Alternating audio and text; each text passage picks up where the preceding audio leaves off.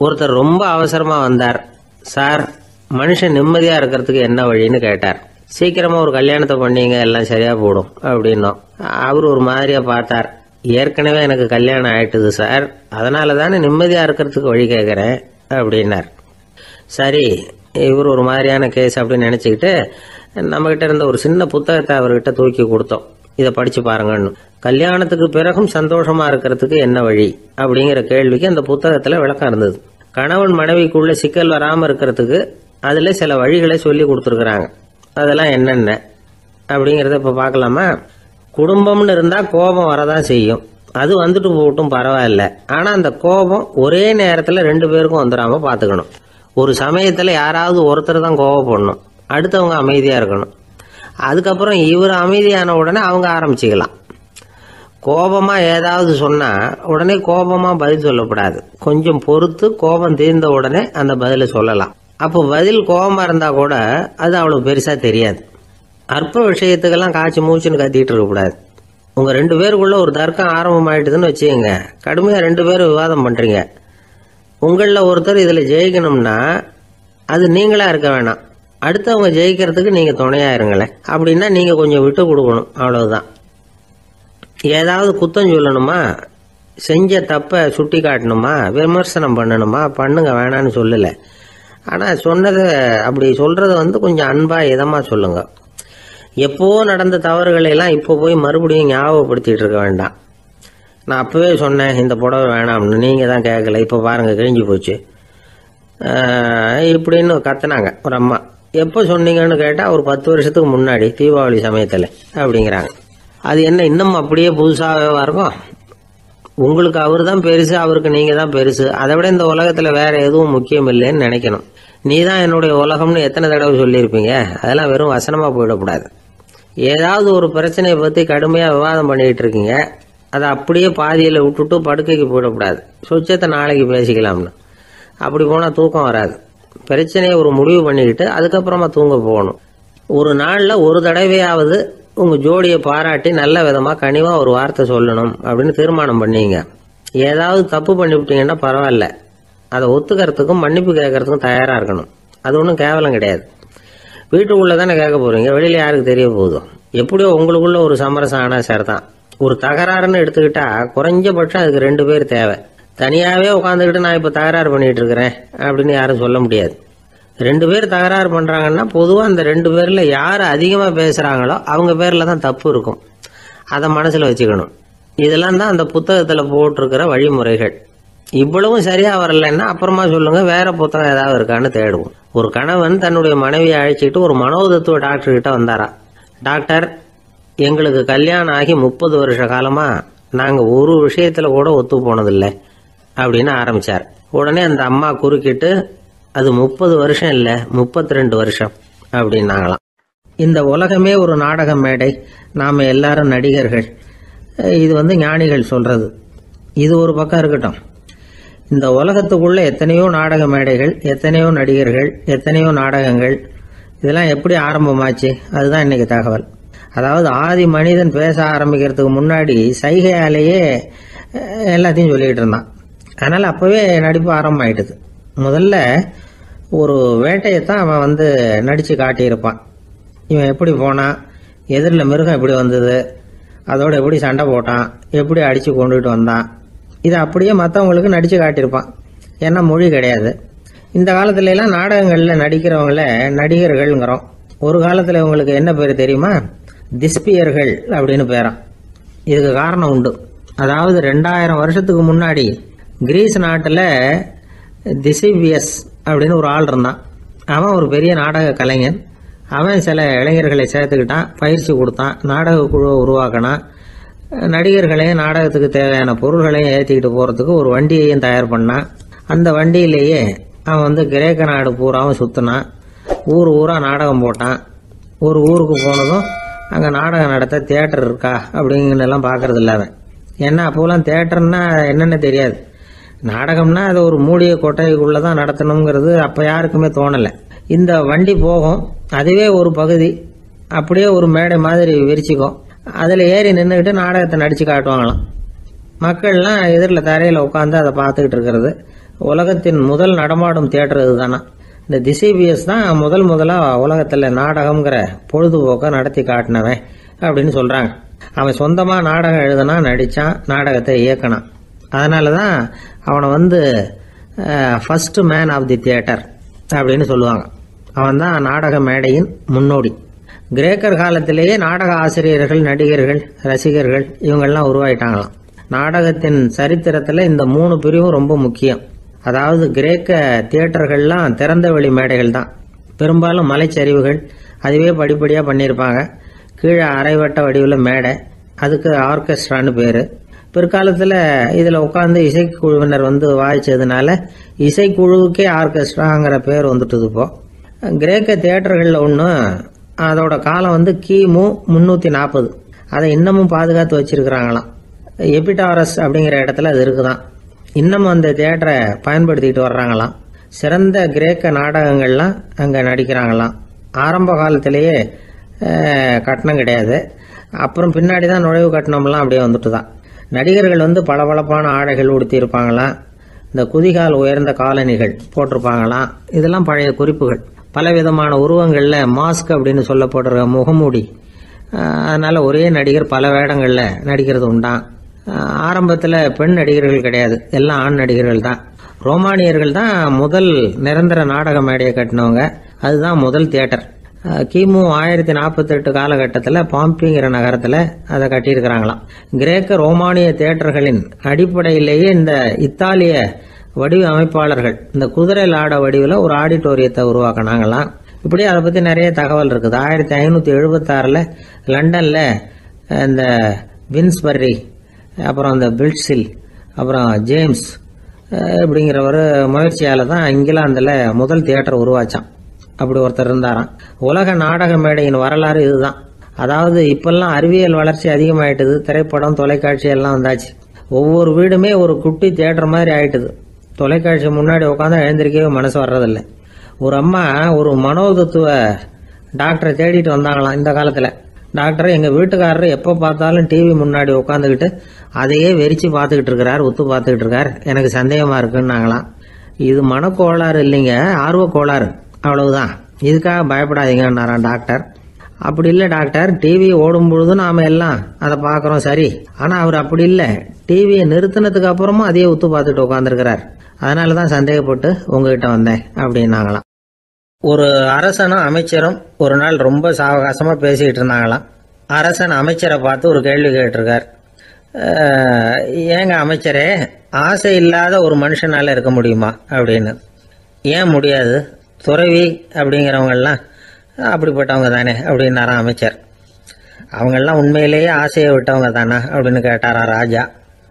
அப்படிதான் இருக்கணும் அப்படின்னாராம் அமைச்சர். அப்படின்னா ஆசையே இல்லாத ஒரு உண்மையான துறவியை நான் பார்க்கணுமேன்னார். அது என்ன பிரமாதம், அதுக்கு நான் ஏற்பாடு பண்றேன் அப்படின்னு விட்டார் இவர். சொல்லிவிட்டு உடனே புறப்பட்டு போனார். அங்கே தேடினார். அப்புறம் தான் அவருக்கு புரிஞ்சுது உண்மை துறவியை கண்டுபிடிக்கிறது எவ்வளவு கஷ்டமான காரியம்னு.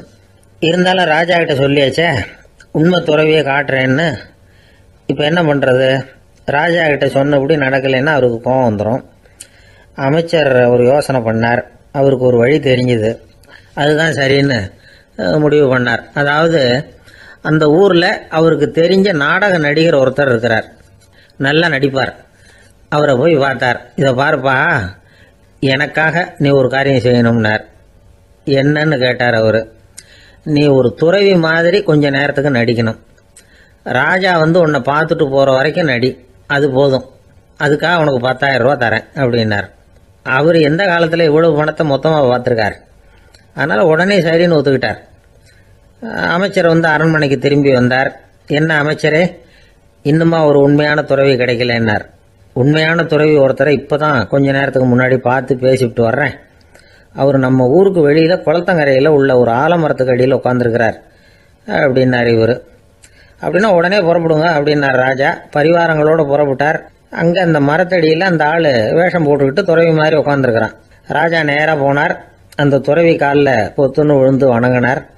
உடனே ராணி அவர் காலில் விழுந்தாங்க. அடுத்தபடியாக அமைச்சர் விழுந்தார். அவருக்கு தெரியும் இது நம்ம ஆளு தான்னு. இருந்தாலும் என்ன பண்றது, நேரம்.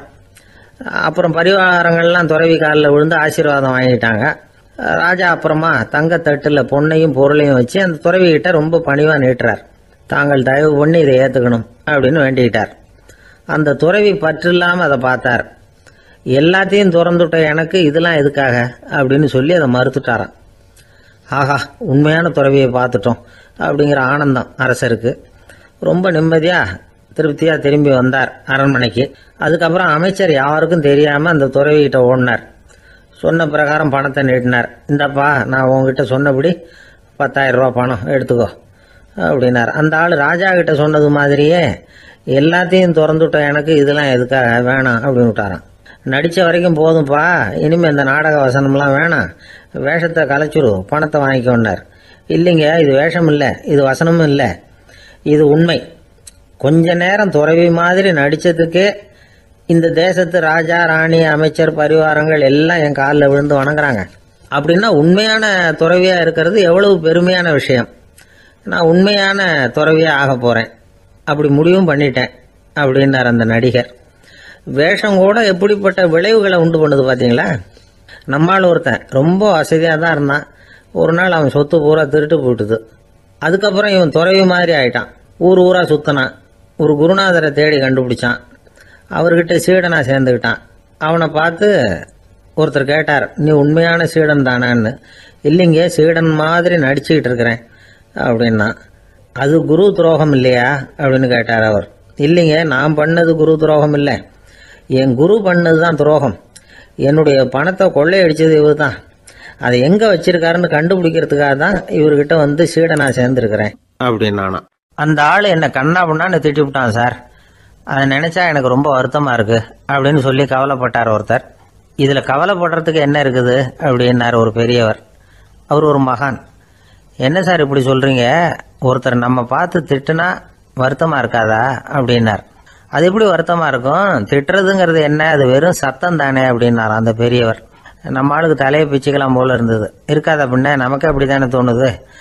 அந்த பெரியவர் சொல்றது ரொம்ப பெரிய விஷயம். அதை நாம புரிஞ்சிக்க முயற்சி பண்ணலாம்னா நடைமுறை வாழ்க்கைக்கு அது ஒத்து வர்றது மாதிரி தெரிய மாட்டேங்குது. இருந்தாலும் அந்த பெரியவர் அதுக்கு என்னதான் விளக்கம் கொடுக்குறாருன்னு பார்ப்போமே. ஒரு ரயில் போயிட்டு இருக்கு, அதுல ஒரு சாது போயிட்டு இருக்கார். அந்த ரயில் அவர் ஹரித்வாரம் போயிட்டு இருக்கார். அவரு ரயிலில் ஏகப்பட்ட கூட்டம். நம்ம ஊர் ரயில் கேட்க வேணும், டிக்கெட் வாங்கிட்டு கொஞ்சம் பேர், வாங்காத கொஞ்சம் பேர். அது என்னத்துக்கு அனாவசியமா டிக்கெட் அப்படிங்கிற நினைப்புல பாதி பேர். இந்த கூட்டத்துக்கு மத்தியில் அந்த சாதுவும் போயிட்டு இருக்கிறார். உட்கார்றதுக்காக இருந்த இடத்துல ஒரு ஆள் படுத்திருக்கிறான். கொஞ்சம் முரட்டு ஆசாமி. அவன் காலு பக்கத்துல கொஞ்சோண்டு இடம் பாக்கி இருந்தது. அந்த இடத்துல இந்த சாது உட்காந்துருந்தார்.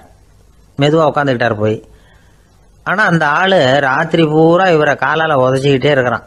அது இவருக்கு ரொம்ப அவமானமா பட்டுது. அதனால துக்கம் ஏற்பட்டது. இருந்தாலும் அதை ஒரு மாதிரியா சகிச்சுக்கிட்டே இவர் வந்து சேர்ந்தார். பொழுது விடிஞ்சது. அந்த சாது ஹரித்வார் வந்து சேர்ந்தார். அங்க ஒரு பெரிய ஞானியை சந்திச்சார். ராத்திரி ரயில்ல அந்த ஆளு உதைச்சதையும் அதனால தனக்கு ஏற்பட்ட துக்கத்தையும் இந்த சாது அந்த ஞானி கிட்ட சொன்னார். சொல்லிவிட்டு, ஏன் சுவாமி, எனக்கு துக்கம் ஏற்பட்டதே, அது தப்பா அப்படின்னு கேட்டார். தவறுதான் அந்த ஞானி. உனக்கு இன்னமும் தேக அபிமானம் போகலைங்கிறது தான் அது காட்டுது. அஷ்டாவக்கிரர் என்ன சொல்றார் தெரியுமா? உண்மையான ஞானி யாராவது தன்னை வந்தனை செய்தால் அதற்காக சந்தோஷப்பட மாட்டார், யாராவது நிந்தனை செய்தால் அதற்காக வருத்தப்பட மாட்டார் அப்படின்னு சொல்றார். நிந்தனைங்கிறது ஒரு ஒலி தான். தேகாபிமானம் இருக்கிற வரைக்கும் இந்த ஒலி நம்மளை வேதனைப்படுத்தும். நான் தேகம் இல்லை, ஆத்மா அப்படிங்கிற நினைவு இருந்தா இந்த ஒலி நம்மளை பாதிக்காது. மனு என்ன சொல்றார் தெரியுமா? ஒரு சாதகன் பாராட்டுதலை விஷம்னு நினைச்சு பயப்படணும், அவமானத்தை அமிர்தம்னு நினைச்சு சந்தோஷப்படணுங்கிறார். அவமானப்பட்டா கவலைப்படாம எப்படி இருக்க முடியும் அப்படின்னு தான் நமக்கு தோணும். அதனாலதான் நம்மள யாரும் இதுக்கு உதாரணமா யாரையும் காட்ட முடியல. புத்தரையும் கபீரையும் உதாரணமா காட்டுறாங்க. அவங்களுக்கெல்லாம் அவமானம் ஏற்பட்டப்போ கவலையே படலையாம். புத்தரை அவமானப்படுத்தணுங்கிறதுக்காக கௌசாம்பி ராணி ஒரு இளம் பெண்ணை கொலை பண்ணி சடலத்தை புத்தர் குடிசைக்கு முன்னாடி போட சொன்னார். போட்டாங்க.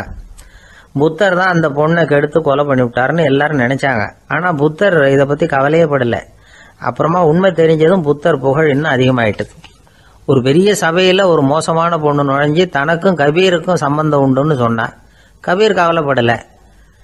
அவங்க மாதிரியெல்லாம் நாமளும் இருக்க கத்துக்கணும். நிந்தனை, அபகீர்த்தி, அவமானம் எல்லாம் ஆண்டவன் கொடுக்கிற பிரசாதம்னு நினைக்கணும் அப்படின்னு சொல்றார் அந்த ஞானி. இதை கேட்ட இந்த காலத்து ஆசாமி ஒருத்தர், நான் கூட அப்படிதான் சார், யாராவது அவமானப்படுத்தினா கவலைப்பட மாட்டேன். நேத்து கூட ஒருத்தர் என்ன பலார்னு அரைஞ்சுட்டார், நான் கொஞ்சம் கூட கவலைப்படலை, பேசாம வந்துட்டேன்னார். ஏன் அப்படி வந்துட்டீங்க அப்படின்னு. அவர் அரைஞ்சதுலேயும் ஒரு அர்த்தம் இருந்தது, அதனால தான் அப்படி வந்துட்டேன்னார்.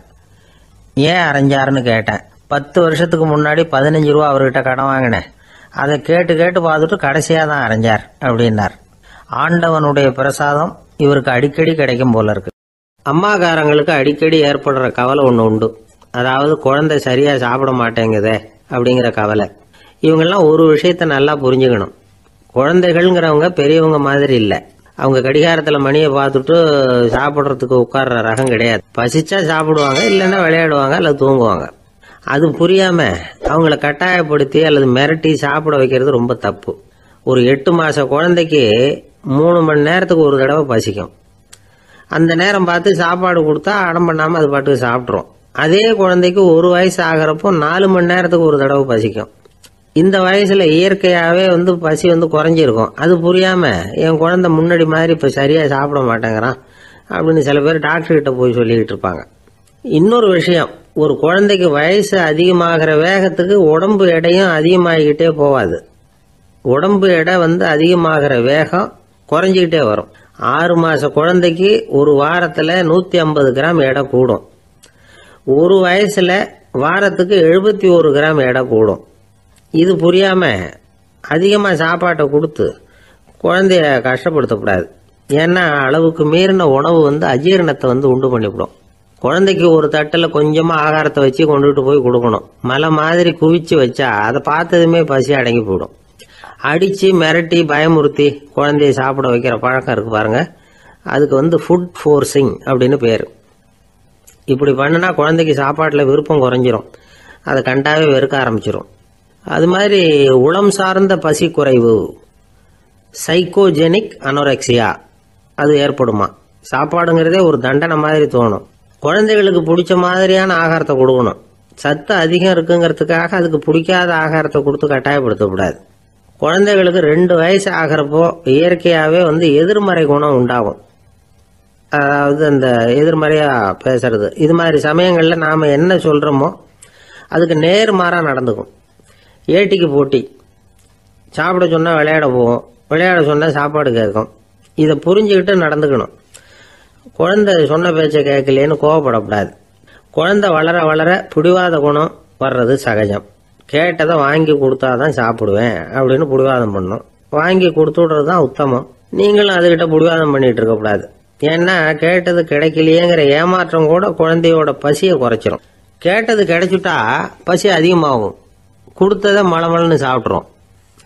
குழந்தைகளுக்கு கண்ட கண்ட நேரத்தில் சாப்பிட்றதுக்கு எதையாவது வாங்கி கொடுத்துக்கிட்டு இருந்தா சாப்பாட்டு நேரத்தில் சாப்பிடாம அடம் பண்ண ஆரம்பிச்சிடும். பள்ளிக்கூடம் போகிற பிள்ளைங்க காலை உணவை சரியாக சாப்பிட மாட்டாங்க. அச்சம், அவசரம், பரபரப்பு இதெல்லாம் தான் காரணம். பள்ளிக்கு புறப்படுறதுக்கு ஒரு 3/4 மணி நேரத்துக்கு முன்னாடியே சாப்பாடு போட்டுருங்க, அது சரியாக போடும். படிக்கிற குழந்தைகள் உடல் சோர்வு, மனச்சோர்வு இது காரணமாக கூட சாப்பிட மறுக்கிறது உண்டு. இப்போ உதாரணமாக சாயந்தரம் விளையாடி விட்டு வீட்டுக்கு வந்ததும் சாப்பிட சொன்னால் வேணாம்பாங்க. இது உடல் சோர்வு. ரொம்ப நேரம் வீட்டு பாடங்களை செஞ்சு முடித்த கையோடு சாப்பிட சொன்னாலும் அவங்களால சரியாக சாப்பிட முடியாது. இது உளச்சோர்வு, அதாவது மனச்சோர்வு. இதை தவிர குழந்தைகளுக்கு உடல் நலக்குறைவு ஏற்பட்டால் கூட சாப்பிட மறுக்கிறது உண்டு. சில மருந்து மாத்திரைகள் கூட பசியை குறைச்சிரும். அதனால் சரியாக தெரிஞ்சுக்கிட்டு குழந்தைகளை சாப்பிட வைக்கணும். அது புரியாமல் கையில் சாப்பாட்டு தட்டை வச்சுக்கிட்டு குழந்தைகளை விரட்டிக்கிட்டு அலையக்கூடாது. ஒரு சின்ன பையன் சொன்னான், எங்கள் அம்மா சாப்பாடு போடுறது தெரிஞ்சா நான் உடனே வீட்டை விட்டு வெளியில் ஓடி போடுவேன் அப்படின்னா. ஏன் அப்படி பண்ணுறேன்னு கேட்டோம். எங்கள் அப்பா கூட அது மாதிரி தான் சார் பண்ணுவார் அப்படிங்கிறான். ஒரு ஊரில் ஒரு ராஜா இருந்தார். பெரிய அரண்மனையில் தான் இருக்கிறார். எல்லா வசதியும் இருந்தது. இருந்தாலும் அவர் எல்லாரும் சொல்கிறது எப்படி தெரியுமா, பிச்சைக்கார ராஜா. அப்படி ஒரு பேர் அவருக்கு நிலைச்சி போச்சு. ஜனங்களும் சரி, மற்ற தேசங்களில் உள்ளவங்களும் சரி, அவர் அந்த பேர் சொல்லியே குறிப்பிடுறது வழக்கமாக போட்டுது. இது அவருக்கு ரொம்ப கவலையாக போச்சு. என்ன இது, நம்மளை தேடி வர்றவங்களுக்கெல்லாம் நாம் சோறு போடுறோம், நம்ம புகழ்ந்து பாடல் ஏற்றி கொண்டு வர்ற புலவர்களுக்கெல்லாம் அவங்க எப்படி வந்தாலும் ஒருவேளை சோறு போடணுங்கிறது உத்தரவு. இவ்வளவுலாம் செஞ்சும் நம்மளை போய் பிச்சைக்கார ராஜான்னு எல்லாரும் சொல்றாங்களே, அது ஏன், எதுக்காக இப்படி சொல்றாங்க? இதுதான் ராஜாவுக்கு குழப்பம். சரி, இதை பத்தி நம்ம அமைச்சர்கள் கிட்ட கேட்கலாமா அப்படின்னு யோசனை பண்ணார். இந்த விஷயத்த போய் அவங்க கிட்ட எப்படி கேட்கறதுன்னு அவருக்கு தயக்கமா இருந்தது. கௌரவ குறைச்சலா தெரிஞ்சுது அவருக்கு. சரி, சாதாரண குடிமக்கள் கிட்ட இதை பத்தி கேட்கலாமா அப்படின்னு யோசனை பண்ணார். கேட்கலாம், ஆனா அவங்க யாரும் ராஜா முன்னாடி வந்து நின்று தைரியமா பேசக்கூடிய அளவுக்கு இல்லை. ராஜாவோட குழப்பம் நாளுக்கு நாள் அதிகமாக போச்சு. கடைசியா அவர் ஒரு முடிவுக்கு வந்தார்.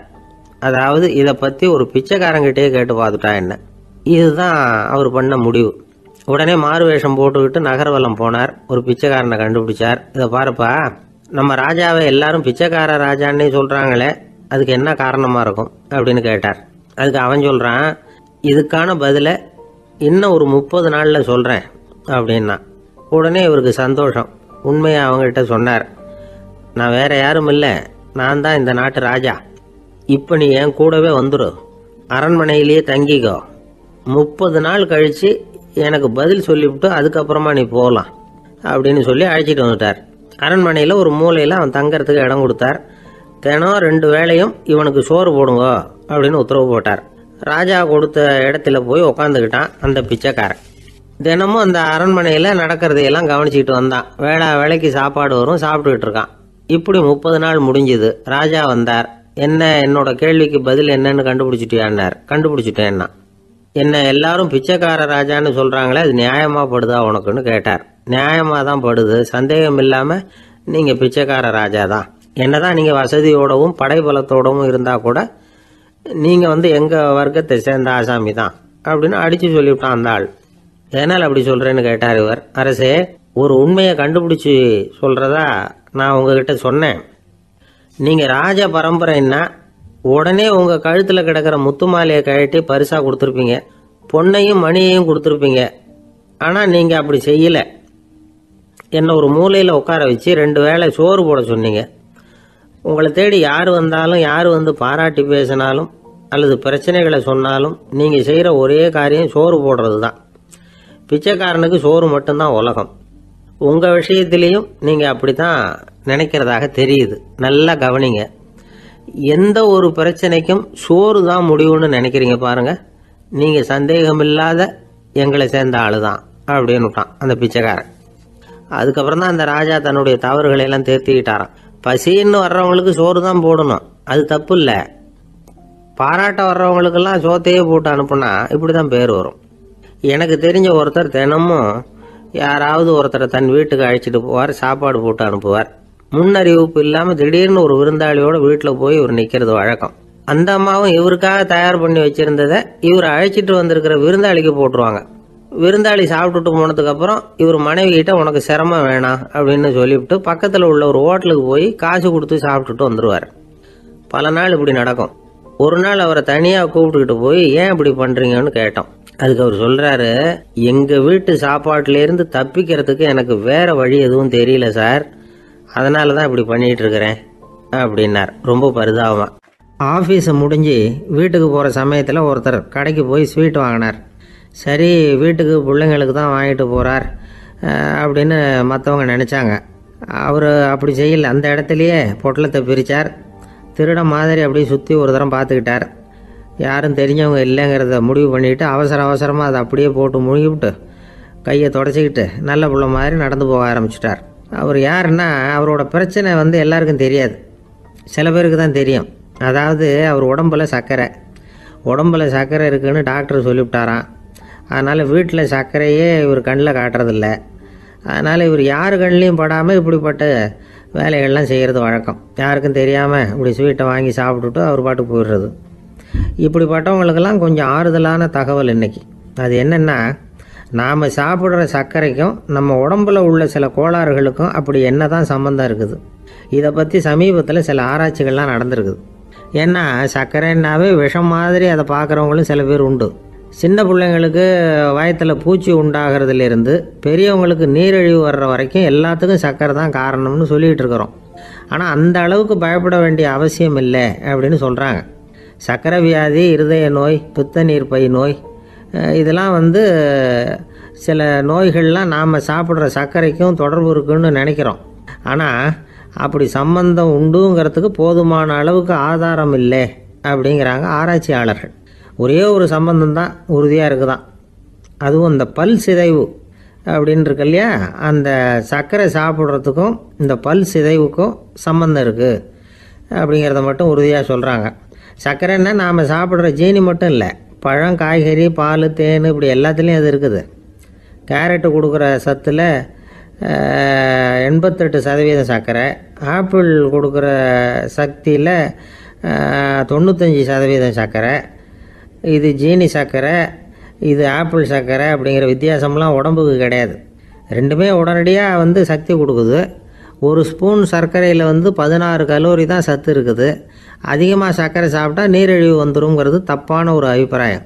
டயபெட்டிஸுங்கிறது ஒரு மெட்டபாலிக் டிசார்டர், அவ்வளவுதான். அதாவது நாம் சாப்பிட்ற சர்க்கரையை நம்ம உடம்பு திறமையாக உபயோகப்படுத்திக்க முடியல அப்படின்னு அர்த்தம். அதனால தான் அதிகமாக இனிப்பு வேணாம்னு சொல்கிறோம். ஏற்கனவே உடம்பால் முடியாத ஒன்றை மறுபடியும் அது தலையில் சுமத்தி அதிகமாக வேலை வாங்க வேணாமே அப்படிங்கிறதுக்காக தான். ஆகாரத்தில் அதிகமாக சர்க்கரை இருந்தால் அதனால் உடனே சர்க்கரை வியாதி வந்துடும்ங்கிறதுக்கு விஞ்ஞான ரீதியாக போதுமான ஆதாரம் இல்லை. அதனால் எப்போவாவது அதிகமாக ஸ்வீட்டு சாப்பிட்டுட்டா ஐயோ அதிகமாக சாப்பிட்டோமோ என்ன பண்ண போகுது தெரியலையே அப்படின்னு நினச்சி மனசை போட்டு குழப்பிக்க வேண்டியதில்லை. பொதுவாக எதுவுமே அதிகமாக வேண்டாம், எல்லாம் சீராக இருந்தால் போதும். நீரிழிவுங்கிறது புதுசாக வந்துட்ட ஒரு நோய் இல்லை, ரொம்ப காலமாகவே இருக்கிற ஒன்று தான். நம்ம முன்னோர்கள் இதை மதுமேகம் அப்படின்னு சொல்லுவாங்க. அதை கட்டுப்படுத்துறதுக்கு அவங்களே சில வழிமுறையை சொல்லி வச்சுருக்கிறாங்க. அது என்னென்னா வேறு ஒன்றும் இல்லை, இந்த பாவக்காய், முள்ளங்கி, அருகம்புல், அவ்வளவுதான். வெள்ளை முள்ளங்கி இருக்குல்ல, அதை வாரத்துக்கு 3 நாள் சாப்பிட்டுக்கிட்டு வாங்க.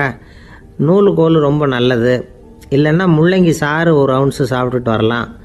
ரத்தத்தில் சேர்கிற சர்க்கரை அளவை இதெல்லாம் கட்டுப்படுத்துது. சிறுநீரில் காணப்படுகிற சர்க்கரை அளவையும் சமநிலைப்படுத்துது. தினமும் ஆகாரத்தில் கோதுமை, கேழ்வரகு, வெந்தயம், கருவேப்பிலை, சோயாபீன்ஸ் எது கிடைக்குதோ சேர்த்துக்கலாம்.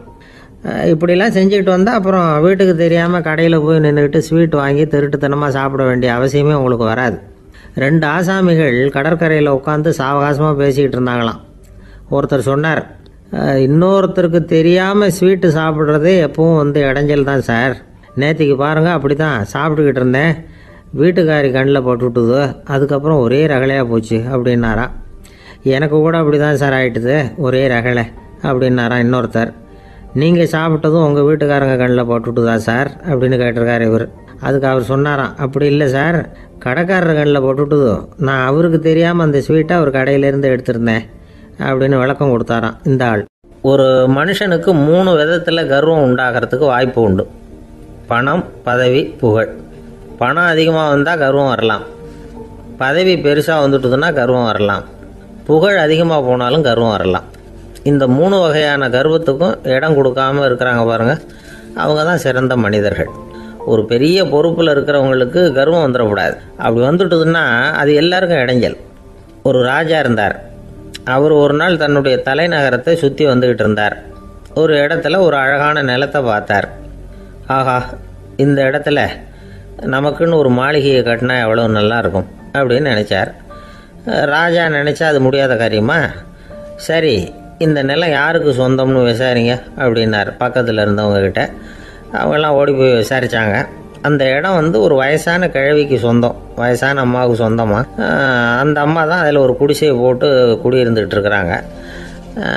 சரி, அந்த நிலத்துக்கு வந்து ஒரு விலையை நிர்ணயம் பண்ணி அதை அந்த வயசான அம்மாக்கிட்ட கொடுத்துருங்கோ அப்படின்னு உத்தரவு போட்டார் ராஜா. ஆனால் அந்த அம்மா, இது எங்கள் பூர்வீக இடம், இதை விற்க மாட்டேன் அப்படின்னு சொல்லிவிட்டுது. சரி, 2 பங்கு விலை கொடுக்குறோம்னு சொல்லி பாருங்க அப்படின்னாங்க. அப்படியே சொன்னாங்க அரண்மனை ஆட்கள். அதுக்கும் சம்மதிக்கலை அந்த அம்மா. இதை கேள்விப்பட்டதும் ராஜாவுக்கு கோபம் வந்துட்டுது. தன்னுடைய ஆளுங்களை கூப்பிட்டார். போய் அந்த குடிசையை பிரிச்சேரிங்க, காசெல்லாம் ஒன்றும் கொடுக்காதீங்க அப்படின்னு கத்தினார். அவ்வளோதான். அடுத்த நிமிஷம் அரண்மனை ஆசாமிகள் போனாங்க, குடிசையை பிரித்து எரிஞ்சாங்க. அந்த வயசான அம்மா இருக்கு, அதுவும் அந்த இடத்த விட்டு துரத்தி விட்டாங்க. அந்த இடத்துல ஒரு அரச மாளிகையை கட்டி முடிச்சிட்டாங்க.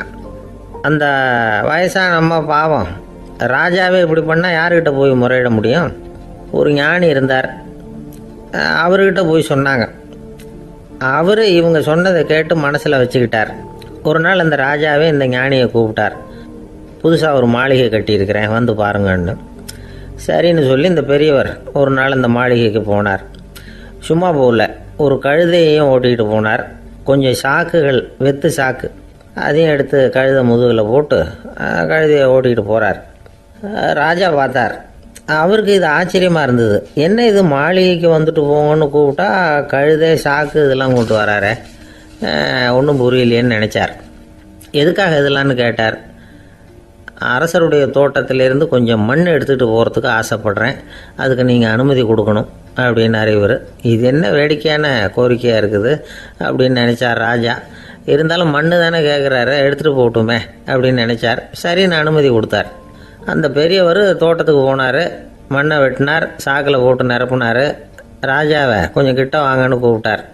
இந்த மண் மூட்டையை தூக்கி கழுதையோட முதுகில் வைக்கணும், கொஞ்சம் உதவி பண்ணுங்கன்னார். ஓ பண்ணுறேனே அப்படின்னு சொல்லி ராஜா கிட்ட போனார். மூட்டையை தூக்கி பார்க்குறாரு, முடியல, திணறி போயிட்டார். இப்போ அந்த ஞானி பேசினாராம்.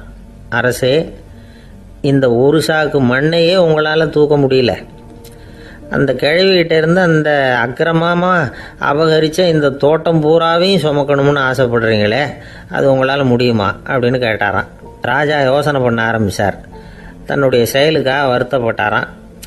அந்த வயசான அம்மாவை உடனடியாக வரவழைச்சார். தாயே, தப்பு பண்ணிட்டேன், என்னை மன்னிச்சுக்குங்க, இன்னையிலேருந்து இந்த மாளிகையும் தோட்டமும் உங்களுக்கு தான் சொந்தம் அப்படின்னு சொல்லிவிட்டாராம். போகிறப்ப இந்த உலகத்திலேருந்து எண்ணத்தை எடுத்துகிட்டு போக போகிறோம், அதனால் ரொம்பவும் அலட்டிக்க வேண்டியதில்லை, கர்வப்பட வேண்டியதில்லை அப்படிங்கிறது ஒரு பெரிய உபதேசம். ஒரு பெரிய மனுஷன் சாக கிடந்தார், ரொம்பவும் அழுதார். ஏன் அழறீங்க அப்படின்னு கேட்டாங்க சுற்றி இருந்தவங்க. நான் சாகிறதுக்காக கவலைப்படலை, நான் நம்ம ஜனங்களுக்காக எவ்வளவோ காரியம்லாம் செஞ்சுக்கிட்டு வந்தேன். நான் செஞ்சுக்கிட்டு வந்த சேவையை இனிமேல் யார் செய்ய போகிறாங்க, அது யாரால் முடியும், அதை நினச்சி தான் அழறேன் அப்படின்னாராம். ஒருத்தர் முன்னாடி வந்தார். அதுக்காக நீங்கள் கவலைப்படாதீங்க, உங்கள் சேவையை தொடர்ந்து செய்கிறதுக்கு என்ன மாதிரி இளைஞர் பட்டாளம் தயாராக இருக்குது, இருந்தாலும் எங்கள் கவலை என்னென்னா அப்படின்னு இழுத்தார். என்ன சொல்லுங்கன்னு கேட்டார் அவர். நீங்கள் இது வரைக்கும் என்ன சேவை செஞ்சுக்கிட்டு வந்தீங்க, அதுதான் எங்களுக்கு இன்னமும் புரியாத புதிராக இருக்குது அப்படின்னாராம் அவர். ஒரு நண்பர் அவசரமாக என்கிட்ட ஓடி வந்தார். அப்புறம் சொன்னார், என்னால் நம்பவே முடியல சார், என் பையனா இப்படி அப்படின்னு சொல்லி ஆச்சரியப்பட்டார். உங்கள் பையன் அப்படி என்ன தான் செஞ்சுட்டான் அப்படின்னு கேட்டேன். என்னால் முடியாத ஒரு காரியத்தை அவன் செஞ்சுட்டான் சார் அப்படின்னார். அது என்னன்னு தான் சொல்லுங்களேன். என்ன, 5வது வகுப்பில் அவன் ஒரே தடவையில் தேறிட்டான் சார், அதாவது ஒரே அட்டம்ப்டில் பாஸ் ஆகிருக்கான் அப்படின்னார். மூச்சு வாங்க, கஷ்டப்பட்டு பரீட்சை எழுதுனது அவன், இவருக்கு ஏன் மூச்சு வாங்குது? நம்மால் செய்ய முடியாத ஒரு காரியத்தை இன்னொருத்தர் செய்யும் பொழுது அது நமக்கு ஆச்சரியமாக இருக்குது. சர்க்கஸ் பார்க்குறோம், ஒருத்தர் அந்த இடத்துல தொங்குறார், அது நமக்கு ஆச்சரியம், ஏன்னா அது நம்மால் முடியாத காரியம். நம்மால் முடியாத ஒன்றை அடுத்தவர் எளிதாக செய்யும் பொழுது நாம் மருள்வது இயற்கை. இதை தான் தொல்காப்பியம் மருட்கை அப்படின்னு சொல்லுது. இந்த வியப்பு இருக்குதே, இது 4 வகையில் ஏற்படுறதாக தொல்காப்பியம் சொல்லுது. அது என்ன 4 வகை? முதல் வகை எப்படின்னா, புதுமையான அரிய செயல்களை செய்கிறது. 2வது வகை என்னென்னா பெரும் செயல்களை செய்கிறது. 3வது வகை என்னென்னா மிக நுட்பமான செயல்களை செய்கிறது. 4வது வகை என்னென்னா ஆக்கம் தரும் செயல்களை செய்கிறது. புதுமை, பெருமை, சிறுமை, ஆக்கமோடு மதினம் சாலா மருட்கை 4 அப்படிங்கிறது தொல்காப்பியம். இன்றைக்கி விஞ்ஞானம் புதுசு புதுசாக எதையோ கண்டுபிடிக்குது. ஆரம்பத்தில் அது ஆச்சரியமாக இருக்குது, அப்புறம் அது நமக்கு பழகி போயிடுது. வானொலி பெட்டி புதுசாக வந்தப்போ ஒரு பெட்டி பேசுதுங்கிறது எவ்வளோ பெரிய ஆச்சரியம். இப்போ யாரும் அதை ஆச்சரியமாக பார்க்குறதில்ல.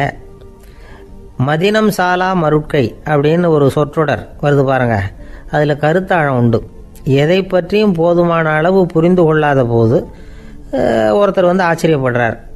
புரிந்து கொண்ட பிறகு ஆச்சரியம் மறைஞ்சு போயிடுது. மிக நுட்பமான செயல்களும் நம்ம ஆச்சரியப்பட வைக்கும். ஒரு அரிசியில் ஒரு திருக்குறள் எழுதி காட்டுறாங்க, ஒரு முட்டை ஓட்டுக்குள்ளே ஓவியம் தீட்டி காட்டுறாங்க. கருங்கல் சிற்பங்களில் எவ்வளவு நுட்பமான வேலைப்பாடுகளை எல்லாம் பார்த்து ஆச்சரியப்படுறோம். இது மாதிரி ஆக்கப்பூர்வமான அரிய செயல்களை செய்கிறது கூட வியப்பை உண்டு பண்ணும். குப்பை கூலங்களை கூட வாழ்க்கைக்கு பயன்படுகிற பொருளாக மாற்றுகிறவர்கள் இருக்காங்க, அவர்களுடைய செயல் வியப்பு அளிக்குது. இடைக்காட்டு சித்தர் பாடின 30 நூலில் வர்ற ஒரு பாடல், ஆற்றல் பிறர் அறிதலின் அகம் கிளர்வு உறுதலின் கற்று அறி பாணர் கழுமிய கோடலின் தோற்றம் உருகவே போற்றல் சால் வியப்பே.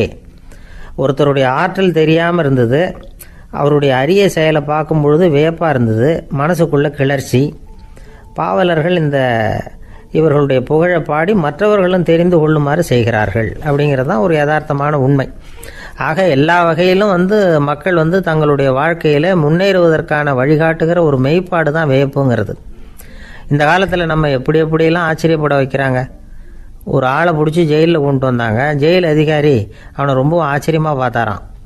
இவன் கேட்டான், ஏன் சார் அப்படி பார்க்குறீங்க, நான் இப்போ இங்கே வர்றது உங்களுக்கு ஆச்சரியமாக இருக்குதா அப்படின்னு கேட்டிருக்கான். இதுக்கு ஜெயில் அதிகாரி சொல்லியிருக்கார், நீ இப்போ இங்கே வந்ததில் எனக்கு ஒன்றும் ஆச்சரியம் இல்லைப்பா, ஏற்கனவே நீ இங்கேருந்து விடுதலையாகி போய் 6 மாதம் ஆச்சு, இவ்வளவு லேட்டாக வர்றியே அதுதான் எனக்கு ஆச்சரியமாக இருக்குது அப்படின்னாராம். ஒரு அம்மா தெருவில் உட்காந்து என்னத்தையோ தேடிட்டு இருக்கிறாங்க. அந்த அம்மா ஒரு சுஃபி ஞானி. அவங்க பேர் என்னன்னா ரபியா அல் அடாவியா. அந்த அம்மாவுக்கு கண் கூட தெளிவாக தெரியாது. அந்த பக்கமாக வந்த சில பேர் இவங்களுக்கு உதவி செய்கிறதுக்காக வந்தாங்க. என்ன தேடிட்டு இருக்கிறீங்க அப்படின்னு கேட்டாங்க.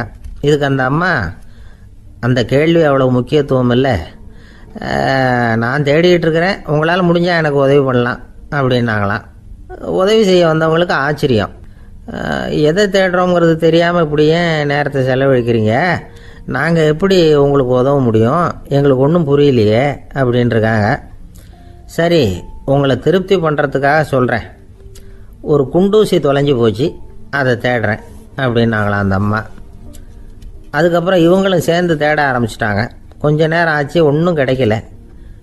உதவி செய்ய வந்தவங்களும் அழுத்து போட்டாங்க. அப்புறம் கேட்டாங்க, பாருங்கம்மா, இது ரொம்பவும் பெரிய தெரு, அகலமான தெரு, அதனால் குறிப்பாக நீங்கள் எந்த இடத்துல அந்த குண்டூசியை தொலைச்சிங்க அதை சொல்ல முடியுமான்னாங்களாம். இதுக்கு அந்த அம்மா, நீங்கள் மறுபடியும் அர்த்தமில்லாத கேள்வியை கேட்குறீங்க, உங்கள் கேள்விக்கும் நான் தேடுறதுக்கும் என்ன சம்மந்தம்னாங்களாம். இதை கேட்டதும் அவங்க ஒரு மாதிரி ஆயிட்டாங்க. என்னம்மா நீங்கள் பைத்தியம் மாதிரி பேசுகிறீங்க அப்படின்னாங்களாம். சரி, உங்களை மறுபடியும் திருப்திப்படுத்துறதுக்காக சொல்கிறேன், அதை நான் எங்கள் வீட்டில் தொலைச்சுட்டேன் அப்படின்னாங்களாம். அப்புறம் எதுக்காக இங்கே தேடிட்டு இருக்கிறீங்க அப்படின்னு கேட்டிருக்காங்க. ஏன்னா இங்கே தான் வெளிச்சம் அதிகமாக இருக்குது, அங்கே வீட்டுக்குள்ளே இருட்டாக இருக்குது, அதனால் இங்கே தேடுறேன், வெளிச்சம் உள்ள இடத்துல தானே தேட முடியும் அப்படின்னாங்களாம் அந்த ஞானி. இந்த கதைக்கு என்ன அர்த்தங்கிறத பெரியவங்க சொல்கிறாங்க. அதாவது இந்த தேடுதல்ங்கிறது ஒரு வியாதி. அது நம்ம சதா அலைய வைக்கும், பைத்தியமாக மாற்றுறதுக்கு முயற்சி பண்ணோம். ஒரு காலம் அது நிறைவு அடையவே அடையாது. வாழ்வுங்கிறது ஒரு புரிந்து கொள்ள முடியாத சதா இயங்கி கொண்டிருக்கிற ஒரு செயல். அதுக்கு ஆரம்பமும் இல்லை, முடிவும் கிடையாது. எதையோ தேடணும் அப்படிங்கிற உந்துதல் நமக்குள்ளே இருக்கும், ஆனால் குறிப்பாக எதை தேடிட்டு இருக்கிறோம் அப்படிங்கிறது புரியாது. அப்படி ஏதாவது ஒன்றை தேடி அடைஞ்சிடுறோம்னு வச்சுக்கோங்க, உடனே ஒரு அதிருப்தி வந்துடும். அதனால் வாழ்க்கைங்கிறது சலிப்பு நிறைந்தது அப்படிங்கிற எண்ணத்தை உண்டாக்கிக்கிறோம். ஒன்று அடைஞ்சதுக்கு அப்புறம் இன்னொன்று தேட ஆரம்பிச்சிருவோம். ஆக இந்த தேடல்ங்கிறது நாம் ஒன்று அடைஞ்சாலும் அடையாவிட்டாலும் தொடர்ந்து நடந்துக்கிட்டு தான் இருக்கும். இதுக்கு முடிவே கிடையாது. இந்த உண்மையை நாம் நல்லா புரிஞ்சுக்கணும் அப்படிங்கிறது பெரியவங்களுடைய கருத்து. ஏழையும் தேடுறான், பணக்காரனும் தேடுறான், நோயாளியும் தேடுறான், நோய் இல்லாதவனும் தேடுறான், அதிகாரம் உள்ளவனும் தேடுறான், அதிகாரம் இல்லாதவனும் தேடுறான், முட்டாளும் தேடுறான், அறிவாளியும் தேடுறான். ஆனால் யாரும் இதை தான் தேடி சாதிக்க போகிறோம், இதுதான் முடிவு அப்படின்னு திட்டவட்டமாக சொன்னதில்லை. ஒன்று அடைஞ்சதும் இன்னொன்று தேட ஆரம்பிச்சிடுறாங்க, அவ்வளோதான். அதாவது உங்களின் தேடுபவர் உங்கள் உள்ளேதான் இருக்கிறார், அவரை தேடி கண்டுபிடியுங்கள். இதுதான் ஞானிகள் நமக்கு சொல்லுகிற ஒரு ஆலோசனை. நம்மால் ஒருத்தன் ஜெயிலில் இருந்தான். இன்னொரு கைதி அவனை பார்த்து கேட்டான், ஏன்பா உன்னை பார்க்குறதுக்கு வெளியிலேருந்து யாருமே இங்கே வர்றது இல்லையே, உனக்கு சொந்தக்காரங்களே கிடையாதா அப்படின்னு கேட்டானா. ஏன் இல்லை, எனக்கு சொந்தக்காரங்க நிறைய பேர் உண்டு, அவங்க என்னை பார்க்க வராததுக்கு காரணம் வேற அப்படின்ட்டுருக்கான் இவன். என்ன காரணம்னு கேட்டான் அவன். அதுக்கு இவன் சொன்னானா, அதுக்கு என்ன காரணம்னா அவங்க எல்லாரும் இங்கே உள்ளேயே இருக்கிறாங்க அப்படின்னானா. ஒரு ஆசாமி வேகமாக ஓடிக்கிட்டு இருந்தான். ஏன் இப்படி ஓடுறேன்னு கேட்டார் இன்னொருத்தர். அங்கே ஒரு ஆள் அடிபட்டு கிடக்கிறான், அதை பார்த்தேன், உடனே ஓடுறேன்னா. எங்கேன்னு கேட்டார். ஆஸ்பத்திரிக்குன்னா. ஒரு ஆள் அடிபட்டு கிடக்கிறத பார்த்தா உடனடியாக நாம் செய்ய வேண்டியது முதல் உதவி, அதுக்கப்புறம் தான் ஆஸ்பத்திரி. இன்றைக்கி விபத்துங்கிறது சர்வசாதாரணமாக நடந்துக்கிட்டு இருக்குது. வாகன விபத்து, வெடிகுண்டு விபத்து, தீ விபத்து, கட்டடம் சரியறது, பூகம்பம், இப்படி நிறைய நடக்குது. ஒரு விபத்தை பார்த்துட்டா நம்மளில் பல பேர் நமக்கு என்னத்துக்கு வம்புன்னு ஒதுங்கி போயிடுறதும் உண்டு.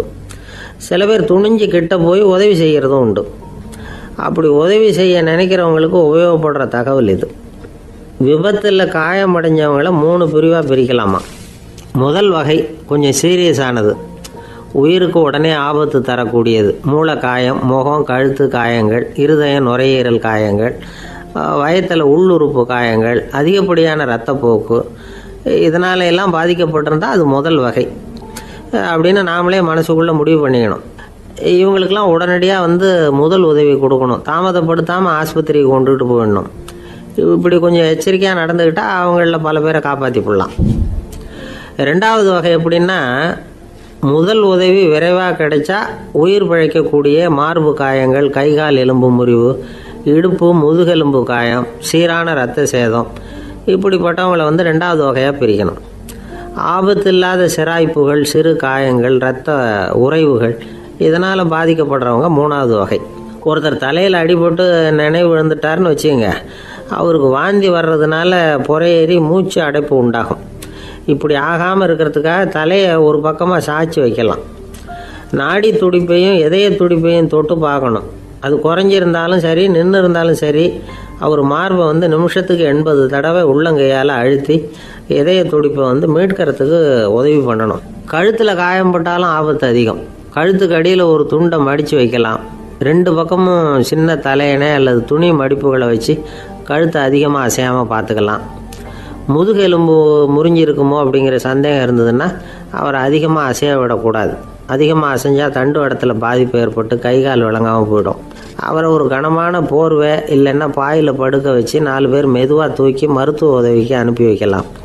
கையெலும்பு முறிஞ்சிருந்தால் முறிஞ்ச பாகத்தை உடம்போடு சேர்த்து அசையாமல் கட்டி போடலாம். கால் எலும்பு முறிஞ்சிருந்தால் மற்ற காலோடு சேர்த்து கட்டி போடலாம்.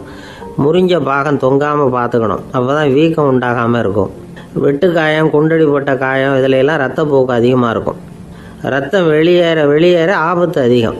சுத்தமான துணியை பல மடிப்புகளை மடித்து காயத்தின் மேலே வச்சு அழுத்தமாக ஒரு 10 நிமிஷம் பிடிச்சிக்கணும். ரத்தம் நின்ன உடனே காயத்துக்கு கட்டு போடலாம். சில சமயம் காயம்பட்ட பாகத்தை உயரமாக தூக்கி பிடிச்சிக்கிட்டா தான் ரத்த கசிவு நிற்கும். இந்த விவரங்களையெல்லாம் கொஞ்சம் மனசில் வாங்கி வச்சுக்கிட்டோம்னா சமயத்தில் உதவும். ஏன்னா இந்த காலத்தில் விபத்து எந்த ரூபத்தில் எப்போ வரும்னு யூகிக்கவே முடியல. நண்பர் ஒருத்தர் சொன்னார், நேற்றுக்கு பாருங்கள் சார், என் கண்ணு முன்னாடியே ஒரு சின்ன விபத்து நடந்ததுன்னார். என்னன்னு விசாரித்தோம். ஒரு பஸ்ஸில் வந்துக்கிட்டு இருந்தேன். அந்த பஸ்ஸில் பின்பக்கம் படி ஓரமாக நின்றுக்கிட்டு இருந்த ஒருத்தர் ரோட்டில் விழுந்துட்டார். டிரைவர் அதை கவனிக்கலை, நிறுத்தாமல் அவர் பாட்டுக்கு போகிறாருனார். கண்டக்டர் உடனே விசில் கொடுத்து பஸ்ஸை நிறுத்த வேண்டியது தானே அப்படின்னோம். அதுதான் சார் முடியாமல் போச்சுன்னார் அவர். ஏன்னு கேட்டாங்க. தவறி கீழே விழுந்ததே அந்த கண்டக்டர் தான் சார் அப்படிங்கிறார். ஒரு நாள் ராமர் அரசவையில் உட்காந்துருக்கிறார். ராமராஜ்யம் நடந்துக்கிட்டு இருந்த நேரம். அந்த சமயத்தில் ஒரு நாய் அரச சபைக்கு வந்துதான். அது தலையில் அடிபட்டு ரத்தம். அந்த கோலத்தில் அது அங்கே வந்தது. எல்லாரும் ஆச்சரியமாக அதை பார்த்தாங்க. ராமரும் அந்த நாயை பார்த்தார். நீங்கள் வந்த காரியம் என்ன நடந்தது, எதுவாக இருந்தாலும் பயப்படாமல் சொல்லு அப்படின்னார். உடனே அந்த நாய் மெதுவாக சொல்ல ஆரம்பிச்சுதான். ஐயா, நான் தெருவில் போய்கிட்டு இருந்தேன். வழியில் ஒருத்தர் வந்தார். அவர் வேத சாஸ்திரம்லாம் படித்த பெரியவர். அவர் எந்த காரணமும் இல்லாமல் அவர் கையில் வச்சுருந்த குச்சியால் என் தலையில் அடிச்சுட்டார். அதுதான் தலையில் ரத்தம். இதை நீங்கள் விசாரித்து தகுந்த தீர்ப்பு வழங்கணும் அப்படின்னு தான் அந்த நாய். ராமர் பார்த்தார். உடனே தன்னுடைய காவலர்களை அனுப்புனார். அந்த ஆளை எங்கே இருந்தாலும் போய் கொண்டுகிட்டு வாங்க அப்படின்னு விட்டார். காவலர்கள் போனாங்க. அந்த ஆளை பிடிச்சி கொண்டு வந்துட்டாங்க. அரண்மனைக்கு வா அப்படின்னு சொல்லி கூப்பிட்டுட்டு வந்துட்டாங்க. என்ன நடந்ததுன்னு விசாரித்தார் ராமர். அதுக்கு அந்த ஆள் சொன்னார், நான் வீதி வழியாக வந்துக்கிட்டு இருந்தேன். குறுக்க இந்த நாய் வந்தது. நான் அவசரமாக போய்கிட்டு இருந்தேன். இது எனக்கு வழி விடாமல் குறுக்க பூந்து இடைஞ்சல் பண்ணிச்சு. எனக்கு கோபம் வந்துட்டுது. அதனால் அடிச்சுட்டேன். வேத சாஸ்திரம் படித்த நான் என் வசம் இழந்து கோபப்பட்டது பெரிய தப்பு தான். அதை நான் ஒத்துக்கிறேன். குற்றத்தை ஒப்புக்கொள்கிறேன், எனக்கு என்ன தண்டனை கொடுக்கணுமோ அதை கொடுங்க, ஏற்றுக்கிறேன் அப்படின்னு விட்டார். சரி, இப்போ அந்த ஆளுக்கு தண்டனை கொடுக்கணும். என்ன தண்டனை கொடுக்கறது யோசனை பண்ணார் ராமர். அதையும் அந்த நாய்கிட்டே கேட்டார். நீயே சொல்லு, என்ன தண்டனை கொடுக்கலாம் இவருக்கு அப்படின்னார். இதுக்கு அந்த நாய் என்ன சொல்லிச்சு தெரியுமா? இவரை ஏதாவது ஒரு கோயிலுக்கு தர்மகர்த்தாவாக நியமனம் பண்ணி விடுங்க, அதுதான் இவருக்கு சரியான தண்டனை அப்படின்னுது. இதை கேட்டதும் ராமர் முகத்தில் புன்னகை. ஆனால் அங்கே இருந்த மற்றவங்களுக்கெல்லாம் ஆச்சரியம். அது எப்படி, தப்பு செஞ்சவங்களுக்கு தண்டனை கொடுக்கறது தானே நியாயம், அதை விட்டுட்டு தர்மகர்த்தா பதவியை கொடுக்க சொல்லுது இந்த நாய் அப்படிங்கிற ஆச்சரியம். இந்த சந்தேகத்தை அந்த நாய்கிட்டே கேட்டாங்க அங்கே இருந்தவங்க. இதுக்கு அந்த நாய் பதில் சொல்லிச்சான். நான் போன பிறவியில் ஒரு கோயிலுக்கு தர்மகர்த்தாவாக இருந்தேன். எவ்வளவோ கவனமாக எச்சரிக்கையாக தான் என்னுடைய கடமைகளை எல்லாம் செஞ்சுக்கிட்டு வந்தேன். அப்படி இருந்தாலும் சில சமயங்களில் என்னையும் மீறி கோயில் செல்வத்தை நான் அனுபவிக்கிறதுக்கு காரணம் ஆயிட்டேன். ஒரு கோவிலுக்கு தர்மகர்த்தாவாக இருக்கிறவங்க எப்படியும் இந்த பாவத்திலேருந்து தப்பிக்கிறது கஷ்டம். அதனால தான் நான் இந்த பிறவியில் நாயாக பிறந்து இப்படி கஷ்டப்படுறேன். இதே நிலைமை இந்த ஆளுக்கும் ஏற்படணும் அப்படிங்கிறதுக்காக தான் அவரையும் ஒரு கோயிலுக்கு தர்மகர்த்தாவை நியமிக்கும்படி கேட்டுக்கிட்டேன் அப்படின்னு தான் இந்த நாய். இதிலேருந்து என்ன தெரியுது? எந்த பதவியில் நாம் இருந்தாலும் நமக்கு தெரியாமல் கூட அதை தவறாக உபயோகப்படுத்தக்கூடாதுங்கிறத இதிலேருந்து புரிஞ்சுக்கணும். இல்லைன்னா அடுத்த பிறவியில் நாயாக பிறந்து எங்கேயாவது போய் வாழை ஆட்டிட்டு நிற்க வேண்டியது தான். கோவில் வாசலில் 2 நாய் பேசிக்கிட்டு இருந்து தான், போன ஜென்மத்தில் நான் மனுஷனாக தான் இருந்தேன். ஒரு கோவில் பூசாரி பேச்சை கேட்டுவிட்டு அவரோட கூட்டு சேர்ந்துக்கிட்டு ஆண்டவன் போட்டிருந்த நகையெல்லாம் அபகரித்து என்கிட்ட கொடுத்தாரு அவர். நான் எடுத்துகிட்டு வந்துட்டேன். திருடினது அந்த ஆள் தான், எடுத்துக்கிட்டு வந்தது தான் நான். இருந்தாலும் நான் மட்டும் நாயாக பிறந்துட்டேன். இப்போ மட்டும் அந்த பூசாரி என்கிட்ட மாட்டினா கடித்து குதறி விடுவேன் அப்படின்னு தான். அவசரப்பட்டு அப்படி செஞ்சுடாதே, பதிலுக்கு அவரும் உன்னை திருப்பி கடித்தாலும் கடிச்சிருவார். ஏன்னா அவரும் இப்போ ஒரு நாயாக தான் பிறந்திருக்கிறார் அப்படின்னு தான். இன்னொன்று, அது எப்படி உனக்கு தெரியும்னு தான். இது நான் தானே அது அப்படின்னு தான் அந்த நாய். இந்த காலத்து புள்ள ஒருத்தன் தன்னோட அப்பாவை பார்த்து சொன்னான், அப்பா நான் உனக்கு உதவி செய்யலாம்னு நினைக்கிறேன், என்ன உதவி செய்யணும்னு சொல்லு அப்படின்னா. நீ சும்மா இருந்தால் அதுவே எனக்கு செய்கிற பெரிய உதவிடா அப்படின்னார் அப்பா. சும்மா இருக்கிறதும் ஒரு உதவி தான், அது மாதிரி மௌனமும் ஒரு சமூக சேவை தான் அப்படிங்கிறார் காஞ்சி பெரியவர். நமக்கு 5 புலன்கள் இருக்குது, மெய் வாய் கண் மூக்கு செவி. இந்த 5லேயும் அதிகப்படியான வேலை எதுக்குன்னு நினைக்கிறீங்க? வாய்க்கு தான். ஏன்னா அதுக்கு 2 வேலை. இப்போ கண்ணுக்கு பார்க்குறது மட்டும்தான் வேலை, காதுக்கு கேட்குறது மட்டும்தான் வேலை, மூக்குக்கு வாசனை அறியறது தான் வேலை, உடம்புக்கு உணர்றது மட்டும்தான் வேலை.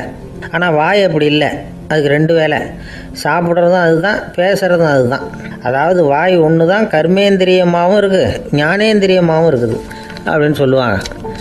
சாப்பாட்டில் உட்காந்தா எந்தெந்த ஆகாரம் என்னென்ன ருசின்னு அறிவிக்கிற வேலையும் செய்யுது. சபையில் உட்காந்தா பாடுறது, பேசுறது, சிரிக்கிறது, இது மாதிரியான வேலையும் செய்யுது. இன்னொரு வித்தியாசம், கண்ணு காது மூக்கெல்லாம் ஸ்ட்ரெயின் பண்ணிக்கிட்டு வேலை செய்கிறதில்ல. ஒரு ரோஜா பூ பார்த்தா உடனே மூக்கு அப்படியும் இப்படியும் அசைய ஆரம்பிக்கிறதில்ல. ஒரு சங்கீதத்தை கேட்ட உடனே காது ஆட ஆரம்பிக்காது. ஆனால் வாய் அப்படி இல்லை, அது பேசினாலும் சரி சாப்பிட்டாலும் சரி அசைஞ்சு தான் ஆகணும். ஆக மற்றதை விட வாய்க்கு வேலை ஜாஸ்தின்னு தெரியுது. சாப்பிட்றது பேசுறது அப்படின்னு 2 காரியம் அதுக்கு. இப்படி 2 காரியம் இருக்கிறதுனால அது 2ஐயும் பாதியாக குறைச்சிக்கணுங்கிறது கடவுள் அபிப்பிராயமாக இருக்கணும் அப்படிங்கிறார் காஞ்சி பெரியவர். ஆனால் இப்போ நாம் அப்படியே நடந்துக்கிறோம், அதுக்கு நேர்மாறாக நடந்துக்கிறோம். நாம் சாப்பிட்றதும் அதிகம், பேசுகிறதும் அதிகம், 2 வேலையையும் தேவைக்கு அதிகமாகவே செய்கிறோம். வாய் தான் ரொம்ப ஓவர் ஒர்க்குடு. அதுக்கு ஓய்வு கொடுத்தா உடம்பும் நல்லாயிருக்கும், உலகமும் நல்லாயிருக்கும். மௌன விரதம் இருக்கிறதெல்லாம் எதுக்காக நினைக்கிறீங்க? இதுக்காக தான். இந்த காலத்தில் மௌனமாக இருக்கிறவங்கெல்லாம் மகத்தான தொண்டு செய்கிறாங்க அப்படின்னு தான் சொல்லணும். சத்தம் அதிகமாக போய் தான் சவுண்டு பொல்யூஷன் வருது. அது மட்டும் இல்லை, மௌனமாக இருந்தால் சண்டை சச்சரவே வராது. மௌனம் கலக நாஸ்தி. ஆக இதுவும் ஒரு சமூக சேவை தான். நமக்கு தான் வாய் இருக்குதுங்கிறதுக்காக வசமாக சாப்பிட்றதும் தப்பு, வளவளன்னு பேசுகிறதும் தப்பு. ஒரு கருத்தை சொல்கிறதுக்கு ஒரே ஒரு சொல்லு போதும் அப்படின்னு இருக்கும்பொழுது 2 சொற்களை செலவு பண்ணாதே. எவ்வளவு சொன்னாலும் அதனால் ஒரு பயனும் விளையாது அப்படின்னு தெரிய வருமேயானால் அந்த ஒரு சொல்லையும் விரயம் பண்ணாதே அப்படிங்கிறார். ஒரு அறிஞர். எல்லா குணங்கள்லேயும் மௌனம்தான் சிறந்தது அப்படிங்கிறார் ஒருத்தர். மௌனமாக இருக்கிறது மூலமாக மற்றவர்கள் குறைகளை நம்மளால் தெரிஞ்சுக்க முடியும். அதே சமயத்தில் நம்மகிட்ட இருக்கிற குறைகளை மற்றவங்களுக்கு தெரியாமல் மறைச்சிக்கவும் முடியுங்கிறார் அவர். உண்மைதானே? ஒரு பெரிய மேடை பேச்சாளர், பொது வாழ்க்கையில் 25 வருஷ காலமாக ஈடுபட்டிருக்கிறவர். அவர் மனைவி ஒரு நாள் சொன்னாங்க, எங்கள் வீட்டுக்காரர் 25 வருஷ காலமாக பொது வாழ்வில் ஈடுபட்டிருந்தா கூட இந்த மாதம் 10ஆம் தேதியிலேருந்து தான் மக்களுக்கு சேவை செய்ய ஆரம்பிச்சிருக்கார் அப்படின்னு நாங்கள் ரொம்ப பெருமையாக. 10ஆம் தேதிக்கு அப்படி என்ன விசேஷம் அப்படின்னு கேட்டோம். அன்னையிலேருந்து தான் அவர் மேடையில் பேசுகிறத நிறுத்தினார் அப்படின்னாங்க அந்த அம்மா. நம்மக்கிட்ட ஒருத்தன் தப்பாக நடந்துக்கிட்டானா உடனே நாம் என்ன செய்வோம்? கையை ஓங்கிட்டு அவனை அடிக்க போவோம். நாம் அவங்ககிட்ட அவனை விட ஒருபடி மேலாக தப்பாக நடந்துக்குவோம். ஆனால் பெரியவங்கள்லாம் அப்படி நடந்துக்கிறது இல்லை. இன்னா செய்தாரை ஒருத்தல் அவர் நாண நன்னயம் செய்து விடல் அப்படின்னு வள்ளுவர் சொல்லியிருக்கார் இல்லையா? அதுக்கு தகுந்த மாதிரி நடந்துக்குவாங்க. பாயசித் விஸ்தாமிங்கிறவர் ஒரு பெரிய ஞானி. அவர் ஒரு நாள் ராத்திரி ரொம்ப நேரம் மசூதியில் இருந்துட்டு வீட்டுக்கு திரும்பி வந்துக்கிட்டு இருக்கிறார். வழியில் ஒரு குடிகாரன், அவன் கையில் ஒரு இசைக்கருவி, அதை கண்ணா பின்னான்னு மீட்டிக்கிட்டு வாய்க்கு வந்தபடி என்னத்தையோ பாட்டுன்னு நினச்சிக்கிட்டு பாடிக்கிட்டு அவன் பாட்டுக்கு கிடக்கிறான் வழியில். அதோடு இருந்தாலும் பரவாயில்ல, அந்த பக்கமாக வழியில் போகிறவங்க வர்றவங்களையெல்லாம் பார்த்து கண்ணா பின்னான்னு திட்டிக்கிட்டு இருக்கிறான், ரொம்ப வளர்க்குறான். பாயசீத் பிஸ்தாமிங்கிற அந்த பெரியவர் அந்த வழியாக போகிறார். அவனை பார்க்குறார். அவனுடைய நிலைமையை பார்த்துட்டு பரிதாபப்படுறார். ஏன்பா இது மாதிரிலாம் நடந்துக்கிற, இப்படி நடக்கலாமா அப்படின்னு ஏதோ கொஞ்சம் புத்திமதி சொல்கிறதுக்கு ஆரம்பித்தார். அவனுக்கு கோபம் வந்துட்டுது. கையில் வச்சிருந்த வாத்திய கருவி அதால் ஓங்கி அந்த பெரியவர் தலையில் ஒரு அடி கொடுத்தான். ரத்த காயம் ஏற்பட்டு போச்சு. அவன் கையில் இருந்த இசைக்கருவியும் அடித்த வேகத்தில் 2ஆக உடஞ்சி போச்சு. அவ்வளோ வேகமாக அடிச்சிருக்கான். இவ்வளவு தூரத்துக்கு நடந்து போச்சு இல்லை. அந்த மாபெரும் ஞானி வாயை திறந்து ஒரு வார்த்தை கூட பேசலை. பேசாமல் தலையை பிடிச்சிக்கிட்டு அவர் பாட்டு போயிட்டார். மறுநாள் அந்த பெரியவர் என்ன பண்ணார் தெரியுமா? கொஞ்சம் இனிப்பு பண்டங்கள், கொஞ்சம் பணம், இது 2ஐயும் ஒரு ஆள் மூலமாக அனுப்பி வச்சார் அந்த குடிகாரனுக்கு. அவனுக்கு ஒன்றும் புரியல. என்ன விவரம்னு விசாரித்தான். வந்த ஆள் ஒரு கடுதாசியை நீட்டினான். அதில் விவரம் இருந்தது. ஞானி எழுதியிருக்கிறார், இதை பார்ப்பா, உங்களுடைய இசைக்கருவி உடையறதுக்கு என்னுடைய தலை காரணமாக ஆயிட்டுது. அதுக்காக நான் ரொம்ப வருத்தப்படுறேன். அதுக்காக தான் பணம் அனுப்பி வச்சுருக்கேன். வேறு புதுசாக ஒரு இசைக்கருவி வாங்கிக்கோ. அப்புறம் இன்னொரு விஷயம், நேற்றுக்கு ராத்திரி என்கிட்ட ஏகப்பட்ட கசப்பான வார்த்தைகளை பேசினேன். இதோடு அனுப்பியிருக்கிற இனிப்பு பண்டங்களை சாப்பிட்டு உன்னுடைய நாவில் உள்ள கசப்பை மாற்றிக்கோ அப்படின்னு அதில் எழுதப்பட்டிருந்தது. இந்த சமயத்தில் அவன் குடி மயக்கத்தில் இல்லை, கிழிஞ்சு போயிருந்த நேரம் இது. அதனால் அதை படித்த உடனே அவனுக்கு ரொம்ப வெக்கமாக போச்சு. தலை குனிஞ்சான், யோசனை பண்ணான். கொஞ்ச நேரத்தில் தன்னுடைய நண்பர்கள் சில பேரையும் கூப்பிட்டுக்கிட்டு நேராக அந்த ஞானி இருக்கிற இடத்துக்கு ஓடினான். அவர் காலில் விழுந்தான். அவர்கிட்ட மன்னிப்பு கேட்டுக்கிட்டான். பெரியவங்களே தெரியாமல் நான் இந்த பாவ செயலை பண்ணிவிட்டேன், என்னை மன்னிச்சுங்க. உங்களுடைய பொறுமையும் போதனையும் என்னுடைய கண்ணை திறந்துட்டுது. இனிமேல் நானும் என்னுடைய நண்பர்களும் நல்ல வழியில் திருந்தி வாழ போகிறோம் அப்படின்னா. ஞானி செய்த நன்னயம் குடிகாரனை எப்படி திருத்திருக்கு பார்த்தீங்களா? இந்த கதையை கேட்டுவிட்டு ஒருத்தர் சொன்னார், என் வாழ்க்கையில் கூட அப்படி ஒரு சம்பவம் நடந்தது சார். நானும் ஒரு நாள் ராத்திரி ஓவராக குடிச்சிட்டு ஒரு கிட்டாரை வாசிச்சுக்கிட்டு கண்ணாபின்னான்னு உளறிக்கிட்டு திட்டிக்கிட்டு இருந்தேன். அந்த சமயம் அந்த வழியாக ஒருத்தர் வந்தார். ஓங்கி தலையில் ஒரே ஒரு அடி, ரத்தம் வந்துட்டுது. அதுக்கப்புறம் என் மனசு தெரிந்துவிட்டுது சார் அப்படின்னார். அப்படியா என்ன ஆச்சரியமா? ஆமாம் சார், அடி விழுந்தது அவர் தலையில் இல்லை, ஏன் தலையில். வந்தவர் என்ன அப்படி அடிச்சுட்டார். மயக்கம் தெளிஞ்சதுக்கு அப்புறம்தான் எனக்கு விவரம் புரிஞ்சுது. அவர் ஒரு போலீஸ்காரர் அப்படின்னார் ரொம்ப சோகமாக. அந்த ஆளுக்கு பேச தெரியாது, அவர்கிட்ட கொஞ்சம் எச்சரிக்கையாக நடந்துக்கோ அப்படின்னு சொல்கிறது உண்டு. அப்படின்னா என்ன அர்த்தம்? அவர் இன்னமும் குழந்தையாகவே இருக்கிறாரு, இன்னும் பேச்சு வரலன்னு அர்த்தம்? அப்படி இல்லை, அவருக்கு நாகரிகமாக பேச தெரியலன்னு அர்த்தம். பேசுறதுங்கிறது மனுஷனால் மட்டுமே முடியக்கூடிய ஒரு காரியம். அப்படி இருந்தும் அதோட பெருமையை அவன் இன்னமும் சரியாக புரிஞ்சிக்கலன்னு தான் சொல்லணும். அதனால தான் அவன் அளவுக்கு அதிகமாக வார்த்தைகளை கொட்டி விடுறான். அதுக்கப்புறம் அதையெல்லாம் திருப்பி அள்ள முடியாமல் கிடந்து கஷ்டப்படுறான். கொட்டின வார்த்தையை அள்ள முடியுமா? ஒருத்தரை இன்னைக்கு பார்த்து முட்டாள்னு திட்டி விடுறீங்க, நாளைக்கு மறுபடியும் அவர்கிட்ட போய் நேற்றுக்கு உன்னை முட்டாள்னு சொல்லிவிட்டேன், அந்த வார்த்தையை திருப்பி கொடு, வாங்கிட்டு போயிடுறேன் அப்படின்னு நான் சொல்ல முடியும்? அவன் கோபக்காரனாக இருந்தால் நேற்றுக்கே அதை வேறு விதமாக உங்களுக்கு திருப்பி கொடுத்துருப்பான். உலகத்தில் எவ்வளவோ ஜீவராசிகள் இருக்குது, அதுக்கெல்லாம் வாய் இருக்குது. அந்த வாயெல்லாம் எதுக்கு உபயோகம்? சாப்பிட்றதுக்காக. ஆனால் நமக்கு இருக்கிற வாய் சாப்பிட்றதுக்காக மட்டும் இல்லை, பேசுகிறதுக்காகவும் தான். பேச முடியலன்னா வாய் இருந்தா கூட அது வாயில்லா ஜீவன் தான். ஒரு பையனை பார்த்து அது வாய் உள்ள புள்ள பொழைச்சிக்கும் அப்படின்னா மற்ற பையன்களுக்கெல்லாம் முகத்துல வாயே இல்லைன்னு அர்த்தம். அப்படி இல்லை, அந்த பையன் கொஞ்சம் கெட்டிக்காரத்தனமா பேசுவான்னு அர்த்தம். அதனால எப்படி பேசணும் அப்படிங்கிறத நாம முக்கியமா தெரிஞ்சுக்கணும். இதுக்கு 8 விதமான குறிப்புகளை நம்ம பெரியவங்க சொல்லியிருக்கிறாங்க. பேச்சுக்கு 8 அங்கங்கள் உண்டு அப்படின்னு அவங்க சொல்றாங்க. அதெல்லாம் என்னென்ன அப்படின்னா உண்மை, நன்மை, அன்பு, நிதானம், இனிமை, ஆழம், சமயம் அறிதல், சபை அறிதல். இந்த 8 தன்மையும் பேச்சில் இருக்கணுமா. இதையே கொஞ்சம் விவரமா சில பேர் போர்டில் எழுதி வச்சிருப்பாங்க. அதாவது எழுத்துலையாவது அதெல்லாம் இருக்கட்டுமே அப்படின்னு நினைச்சு நீங்க கூட சில இடங்கள்ல இதை பார்த்துருக்கலாம். அதாவது உண்மையே பேசுக, நன்மையே பேசுக, அன்பாக பேசுக, நிதானமாக பேசுக, இனிமையாக பேசுக, ஆழமுடையதாக பேசுக, சமயம் அறிந்து பேசுக, சபை அறிந்து பேசுக, இப்படி எழுதி வச்சிருப்பாங்க. இந்த 8 அம்சமும் சரியா பொருந்தி இருந்தாதான் அது பேச்சு. மற்றதெல்லாம் பேச்சாயிடாது. பேச்சு ஒரு சிறந்த கலை. எல்லாத்தையும் விட பேசாம இருந்தும் பழகணும், அது ரொம்ப முக்கியம். உண்மையே பேசணும். சத்தியத்துக்கு மதிப்பு கொடுக்குறவங்கள தான் சரித்திரம் மதிக்கும். உண்மை பேசினா மட்டும் போதாது, அந்த உண்மையில நன்மை கலந்துருக்கணும். கொலைகாரனுக்கு பயந்துக்கிட்டு ஒருத்தன் உங்க வீட்டுக்குள்ள ஒளிஞ்சிருக்கிறான். அந்த முரட்டு ஆசாமி கையில அரிவாளோட வந்து அவங்க வந்தானான்னு உங்ககிட்ட கேட்கறான்னு வச்சுங்க. உண்மைதான் உயர்வு தரும் அப்படின்னு நினைச்சுக்கிட்டு ஆமா உள்ளதான் இருக்கிறான், அடுப்பங்கரையில குதிருக்கு பின்னாடி உட்காந்துருக்கிறான், போய் பிடிச்சிட்டு போங்க அப்படின்னு நான் சொல்லுவீங்க. அது நன்மை இல்லாத உண்மை. அதனால பிரயோஜனம் கிடையாது. அதே மாதிரி உங்க பேச்சில் அன்பு இருக்கணும், நிதானம் இருக்கணும், இனிமை இருக்கணும், சிந்தித்து பேசணும், சமயம் அறிந்து பேசுறதும் முக்கியம். அதை பத்தி நமக்கு வேற யாரும் சொல்லிக் கொடுக்க வேண்டியதில்லை. எந்த நேரத்துல யாருக்கிட்ட எப்படி பேசினா காரியம் நடக்கும் அப்படிங்கிறது நமக்கு நல்லா தெரியும். அது கைவந்த கலை. அவை அறிந்து பேசுற திறமை பேச்சாளர்களுக்கு ரொம்ப அவசியம். அது இல்லைன்னா நிலைமை பரிதாபமாயிடும். ஒரு பேச்சாளர் ரொம்ப மும்முரமா பேசிக்கிட்டே இருந்தாராம். ரொம்ப நேரம் நிறுத்தவே இல்லை, பேசிக்கிட்டே இருக்கிறார். சபையில் இருந்தவங்கலாம் ஒவ்வொருத்தரும் எழுந்திரிச்சு போய்கிட்டே இருக்கிறாங்க. கடைசியில் 2 பேர் தான் அக்கறையா பேசுறவரை கவனிச்சுட்டு உட்காந்துருந்தாங்களாம். மேடையில் பேசிக்கிட்டு இருந்தவர் அவங்கள பார்த்து சொன்னாராம், எனக்கு கூட்டம் முக்கியம் இல்லை, எவ்வளவு பேர் என் பேச்சை கேட்குறாங்க அப்படிங்கிறது முக்கியம் இல்லை. நீங்கள் 2 பேராவது ஊக்கமா என்னை கவனிச்சுக்கிட்டு உட்காந்துருக்கிறீங்க, அது போதும். உங்களுக்காகவே நான் பேசிக்கிட்டு இருக்கிறேன் அப்படின்னார். இதை கேட்டதும் உட்கார்ந்திருந்த 2 பேர்ல ஒருத்தர் எழுந்திருச்சு, அப்படி இல்லைங்க, நாங்க 2